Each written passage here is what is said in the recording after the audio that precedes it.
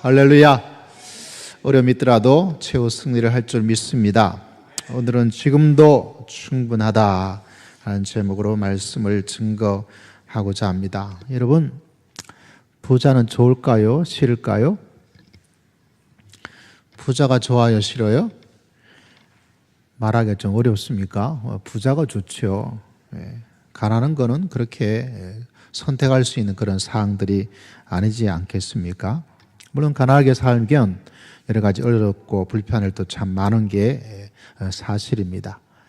한때 우리나라에 많은 사람들이 지금도 동일한 마음들을 가지고 있죠. 뭐 되세요? 부자 되세요. 뭐 되라 그랬죠? 부자 되세요. 이런 이야기가 방송을 통해서 많이 이야기가 된 것을 잘 알고 있습니다. 돈의 힘이 커요. 돈은요, 울던 아이들도 어떻게 만들까요?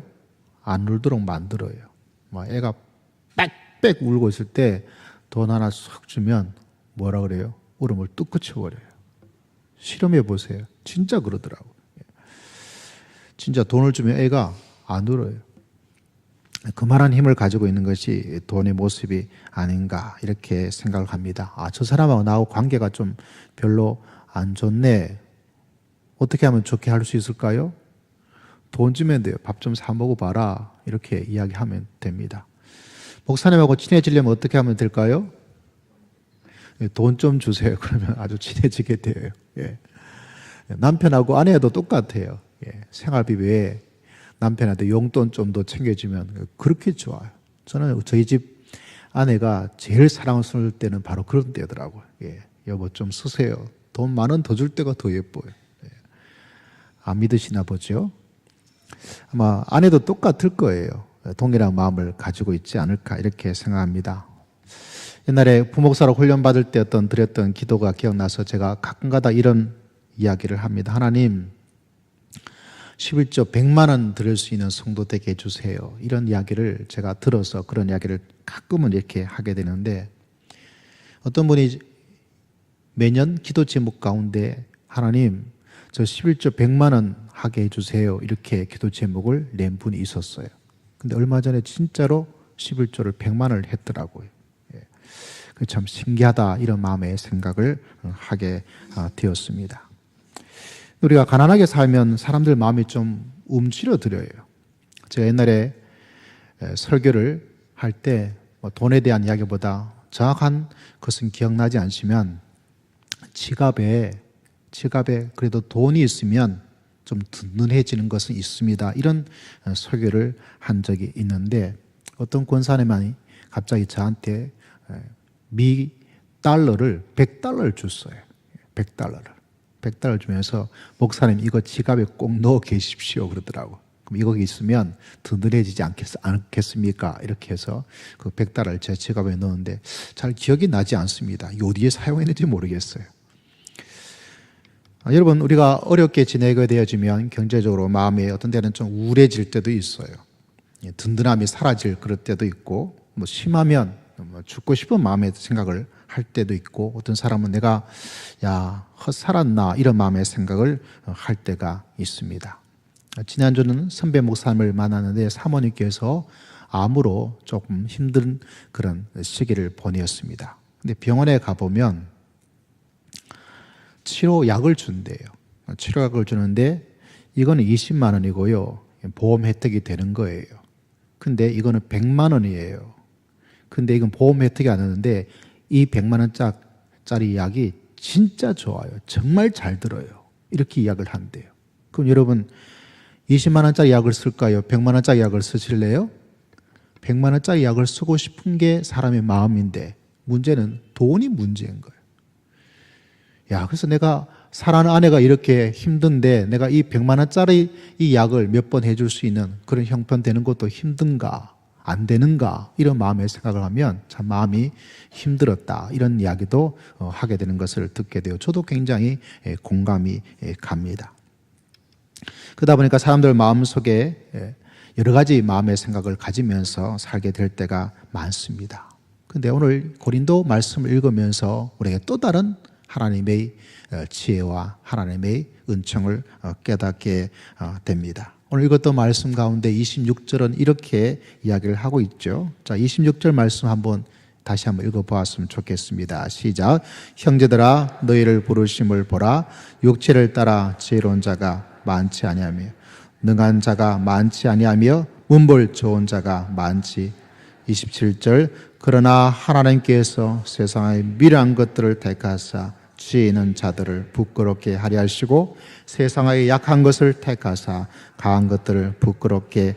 28절. 하나님께서 세상의 천한 것들과 멸시받는 것들과 없는 것들을 택하사 있는 것들을 폐하려 하신다. 이 고린도 교회에도 지혜로운 자가 별로 많지 않고 능한 자가 많지 않고 문벌 없는 자, 힘있고 그런 자가 그렇게 많지를 않았습니다. 근데 사람들은 그것 때문에 주변의 사람으로부터 믿는다 하지만 그런 모습 때문에 굉장히 위축되어지고 힘들고 우울해지고 그런 모습을 가지고 있는데 그들이 모르는 게 하나가 있었어요. 우리도 모르는 게 하나가 있습니다. 깊게 들어가지 않으면 몰라요. 말씀의 빛을 받지 않으면 몰라요.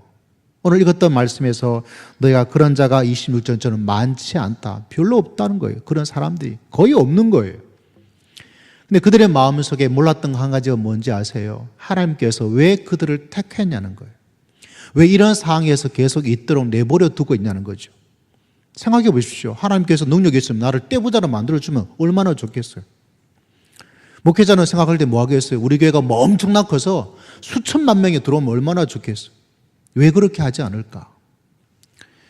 여러분, 우리는 자칫 이것을 이해하지 못하면 지금 있는 내 상황에 대해서 믿음이 흔들리게 되어지고 유혹에 넘어지게 되어지고 실망해지고 되고 하나님께서 정말 살아계실까? 이런 믿음 그 자체가 흔들리는 그런 모습들, 심지어 같이 믿음을 가지면서 내가 좀 잘 되면 잘못되고 있는 형편이 잘 낫지 않은 사람에게 왜 저렇게 하지? 이렇게 영적인 우월감을 가지면서 살 때가 있습니다.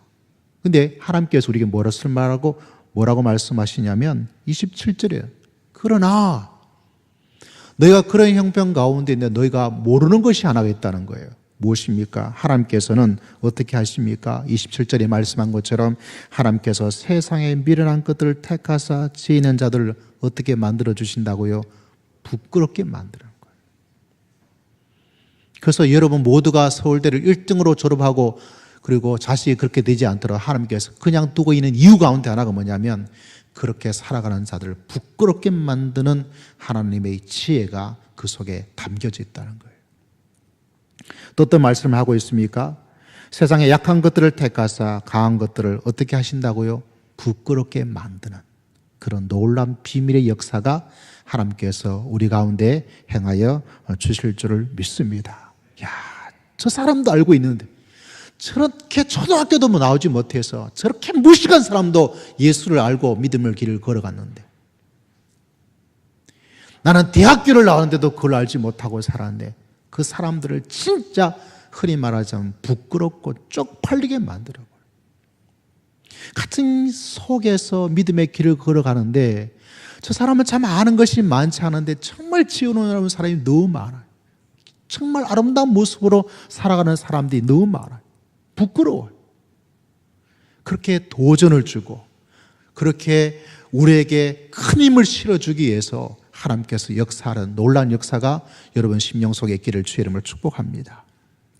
그게 바로 하나님께서 지금 이 시대를 다스리고 있는 삶의 모습 가운데 하나인 것을 기억합니다. 근데 참으로 안타까운 것은 이 시대에 많은 사람들이 자꾸 조건을 따지고 스펙을 따지고 그것에 마음과 정신을 빼앗길 때가 많습니다.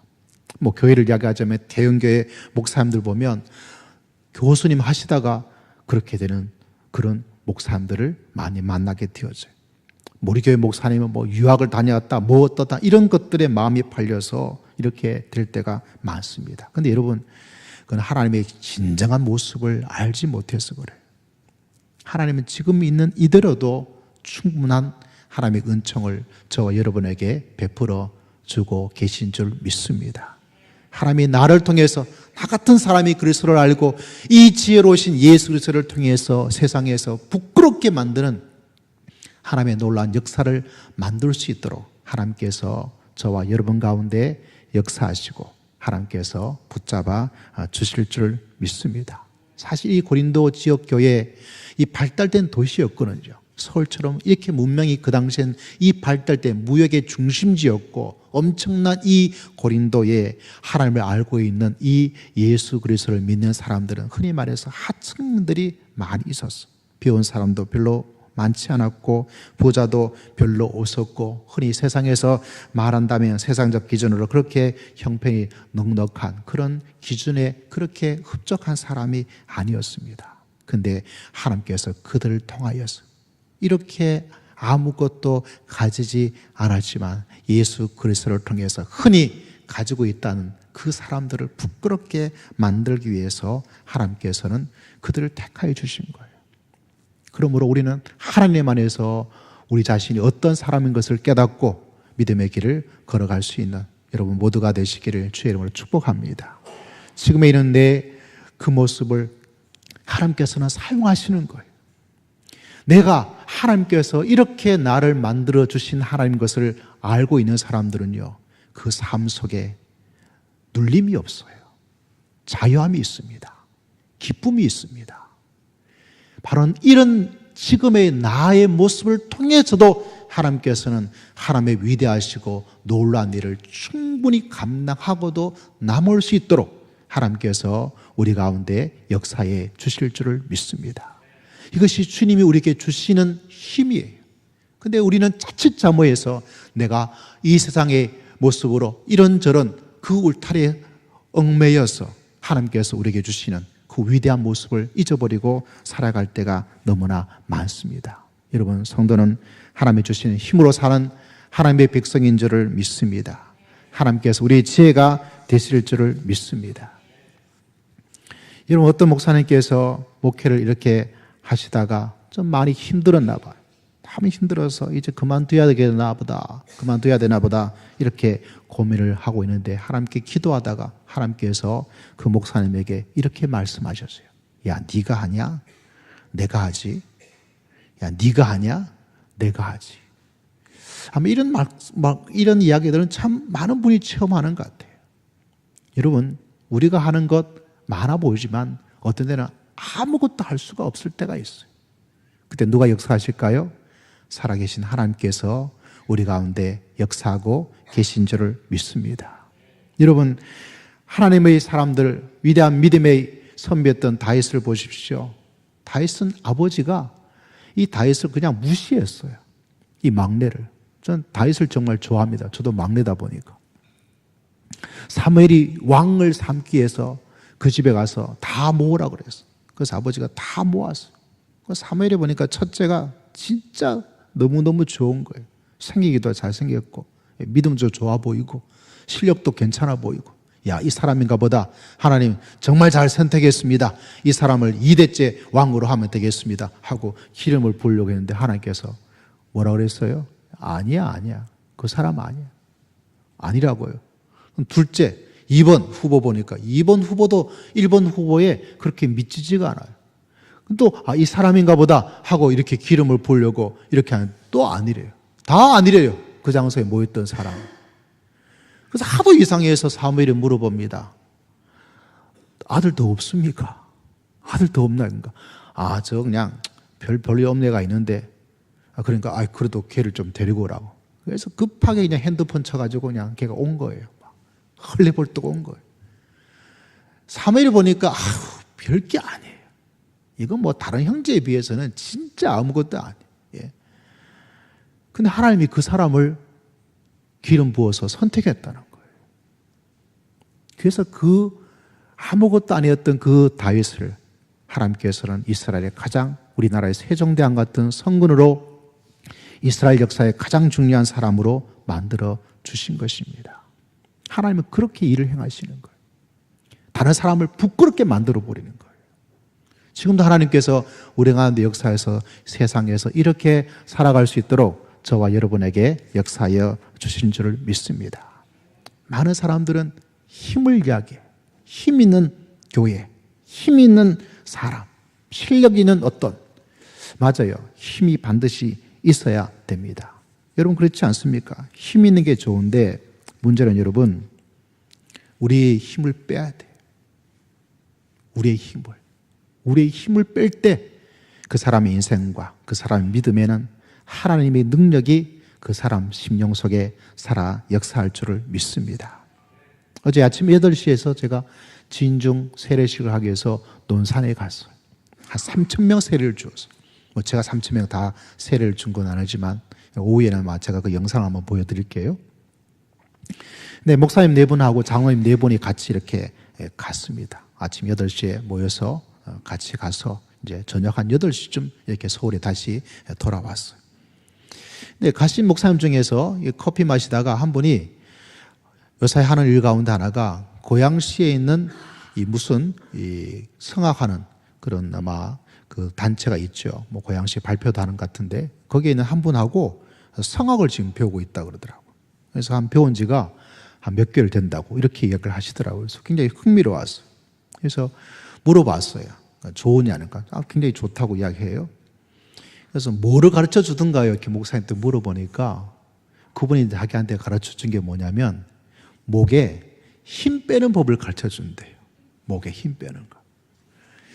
제가 찬양을 못하는 게 찬양할 때마다 제가 목에 막 힘을 줘요. 막 힘차게 부르려고. 근데 알아요. 힘을 빼야 목소리가 좋아진대. 근데 문제는 힘 빼는 법을 모른다는 거예요. 운동할 때도 어때요? 뭐합니까? 자꾸 힘을 빼라 그래요. 홈런 타자가 홈런 칠 때도 힘 빼고 그냥 스윙만 쫙 떼면 공이 딱 맞아가는데 그 힘 빼는 게 굉장히 어렵고 힘이 들어요. 예, 간 장로님 중에 한 분이 탁구를 좋아하시는 분이 계시더라고요. 그 탁구 치던 좋아하시는 그 장로님도 말하기를 탁구할 때도 뭐예요? 힘을 빼라 그래요. 우리 최영림 성도님 그렇죠. 탁구를 잘할 때 뭐 해야 돼요? 힘을 빼야 돼. 이번 탁구 대회 할 때 누가 이길까요? 힘을 잘 빼는 사람이 이깁니다. 근데 이번에 이상하게 된 것 같아요. 1년에 한 번도 탁구 치지 않았던 청년부의 이런 이혜림 자매가 이번에 청년부 1등이 됐어요. 말도 안 되는 일이 일어나고 있는 것 같아요. 힘을 빼야 돼. 힘을 빼야 뭐합니까? 좋은 모습을 가지게 됩니다. 여러분, 이 고린도 교회가 여러분 분쟁이 있었습니다. 분열이 있었어요. 왜 분쟁과 분열이 있느냐? 힘을 줘서 그래요. 힘이 있는 곳에, 힘을 잘못 사용하는 곳에 무슨 일이 일어납니까? 항상 불화가 일어나고 어렵고 힘든 일이 일어나게 되는 것을 바라보게 되어집니다. 여러분, 저는 이제 나이가 점점 들면서 불편한 것도 없잖아 있지만 그래도 좋은 것도 참 많은 것을 발견하게 되어져요. 그럼 뭐가 좋으냐? 여러 가지 좋은 것 중에 저는 정말 가장 좋은 거는 제가 주님을 만나러 가는 날이 점점 가까워진 게 너무 좋아요. 난 빨리 세월이 지나갔으면 좋겠어요. 한 2090년 되면 더 할 나위 없이 좋을 것 같아요. 그래서 빨리 주님을 만날 수 있는. 그래서 하루하루 살아가는 게 몸이 아프고 건강이 약해진 것은 참 마음에 슬프기도 하지만 주님을 만나는 그날이 점점 다가와서 좋다. 아침마다 새벽마다 감사의 제목 가운데 하나님 이제 주님 만날 날이 며칠 더 가까워졌어요? 하루도 가까워졌습니다. 이게 정말 좋아요. 두 번째 좋은 것 중에 하나가 뭐냐면 여러분 언제 말씀드렸죠? 제가 힘이 빠져요. 힘이 빠지니까 뭐 할 힘이 없냐니까 부부하고 부부 싸워할 힘이 없어요. 싸울 힘이 없어요. 옛날엔 좀 마음에 들지 않으면 뭐 어떡고 저떡고 말을 좀 했는데 지금은 그렇게 할 힘이 없어요. 그래서 부부 싸움을 조금만 가지고 뭘 할 필요가 없어요. 할렐루야. 전 여러분도 힘이 좀 쫙 빠졌으면 좋겠어요. 누구의 힘으로 살아갈까요? 오직 하나님의 힘으로 살아가는 믿음의 귀한 백성 되시기를 주의 이름으로 축복합니다. 젊은 친구들이 나이가 저보다 젊은 부부가 이렇게 저렇게 부부싸움 하는 거 보면 요새는 굉장히 흥미로워요. 길 가다가도 부부싸움 하든지 장사하시는 싸움 보면 굉장히 흥미로워요. 옛날에는 아이고 사람들이 다 보고 있을 텐데 왜 저렇게 싸우나 이렇게 생각되어지는데 지금은 야 대단한데 아직도 저렇게 싸울 힘이 남아있구나. 혹시 여러분 부부싸움 하게 되면 주일에 오셔서 뭐 해야 될까요? 하나님께 감상금하기를 주의 이름으로 축복합니다. 하나님, 오늘 힘이 남아서 열심히 싸웠습니다. 우리 김영복 장로님 꼭 그렇게 하시기를. 우리가 모르는 이야기를 계속 하는 거예요. 하나님께서는 우리는 힘이 빠지면 안 되는 줄 알지만 힘이 빠져야 되는 것이고, 가난하면 다 잘못된 것을 알지만 하나님께서는 우리 그 부족함을 통해서 하나님의 위대한 놀라운 역사를 행하고 있다는 사실을 늘 마음속에 기억하면서 믿음의 길을 걸어갈 수 있는 우리 모두가 되시기를 주의 이름으로 축복합니다. 그래서 지금으로도 충분한 거예요. 하나님, 나는 배운 게 없어요. 괜찮아요. 저는 도리어 공부 많이 한 게 손해가 된 게 얼마나 많은지 몰라요. 진짜 위대한 믿음의 대부흥사 목사님들 중에서요, 공부 많이 한 사람은 한 명도 없어요.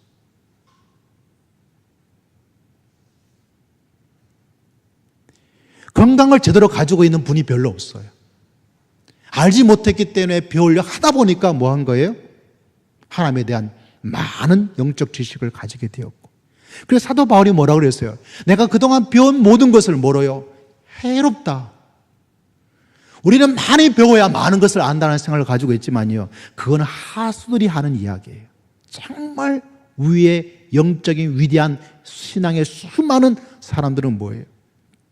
이 땅에 있는 사람도 동일해요. 수많은 대기업을 했던 사람들은 어때요? 다 버려요. 대학교 좋은 데 들어가서 더 배울 필요 없겠다, 더 배워서 나한테 안 되겠다, 뭐 해요? 중퇴를 해버려요. 우리 가난해서 안 되겠다, 하나님께 드릴 게 없다, 괜찮아요. 도리어 이런 나를 통해서 하나님께서는 위대한 일을 행하시고, 이런 나를 통해서 주님께서는 역사하시고, 이런 나를 통해서 더 힘있고 더 어떻다는 사람을 부끄럽게 만드는 하나님의 소중한 사람으로 하나님께서는 우리를 사용하고 계실 줄을 믿습니다. 그래서 위대한 프랑스의 철학자였던 장작 블루소는 그 사람도 이런 말을 했습니다. 뭐라고 말하냐면, 가난은, 우리는 아이들이 가난한 걸 싫어하죠. 근데 가난은 아무런 도움이 되지 않는 게 아니에요. 뭐라고 말하냐면, 가난은 아이들에게 무엇을 가르쳐 줄 수 있을까? 뭐 의도적으로 가난할 필요는 없지만은 가난이란 것이 아무런 해로운 그것만이 아니라는 거죠. 어떤 일을 이야기해 주고 있냐면, 부족하게 나눔을 배우게 된다. 잘 나눠줘요. 요새 어떤 대기업의 3세 된 자녀들은 그걸 못해요. 그 어렵고 힘든 거를 자기가 경험하지 않았기 때문에 저 사람이 이 하나가 필요하다는 그 사실을 절대로 몰라요. 저도 믿음의 길을 걸어가면서 많은 도움을 받았어요. 그때는 친한 선배 형님께서 저에게 돈을 준 적이 있었어요. 그분이 넉넉하냐? 넉넉하지 않아요. 진짜 넉넉한 사람으로부터요, 도움 받은 적은 한 번도 없어요. 왜 그런지 아세요? 자기가 넉넉하니까 저 사람도 넉넉한 줄 알아요. 그러나 자기가 어려움을 겪었던 사람은 내 어려움이 얼마나 어려운지를 알기 때문에 뭐해요? 그 사람이 어려움을 이야기하면 충분히 이해가 되어져요. 그때 조그만 어떤 도움 하나가 얼마나 힘을 주는지를 알기 때문에 어려운 가운데서 뭐해요? 그 사람을 도와주려고 그래요.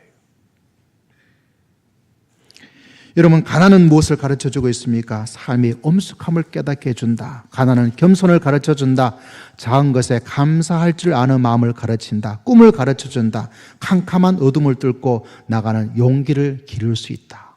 루소도 가난 그 자체가 아이들에게 어떤 것을 가르쳐 줄 수 있는가, 그것을 이렇게 이야기를 했습니다.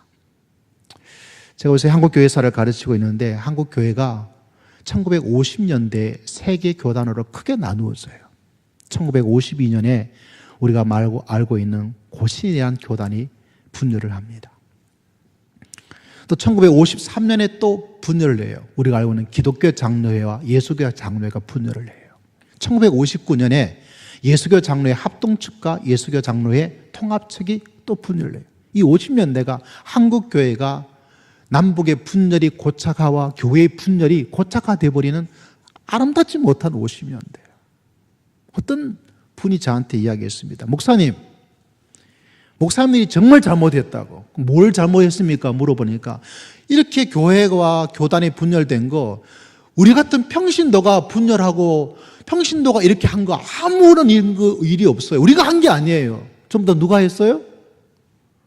목사님이 했다는 거예요. 제가 한 건 아니에요. 제가 한 건 아니에요. 제가 그 이야기 들을 때 공감이 가서 제가 그분에게 이야기했습니다. 잘못했습니다. 비록 제가 주동적으로 뭐 한 건 아니지만 같은 목회자로서 정말 잘못했습니다. 이런 사과의 말을 한 적이 있습니다. 왜? 그 힘을 잘못 산 거죠. 여러분, 우리 모두는 내 힘이 아니라 하나님의 힘으로 살아가는 주님의 귀한 백성 되시기를 주의 이름으로 축복합니다. 할렐루야. 우리 교회는 정말 하나님의 힘으로 살아가는 주님의 아름다운 교회가 될 줄을 믿습니다.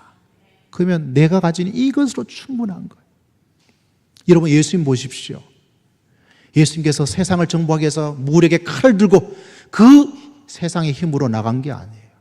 도리어 그 힘이 어때요? 다 피해라면 피해랄까요? 손해라면 손해일까요? 넘어지면 넘어지고.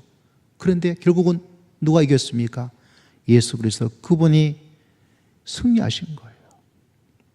여러분, 이 비결을 발견하는 것이 바로 기독교입니다.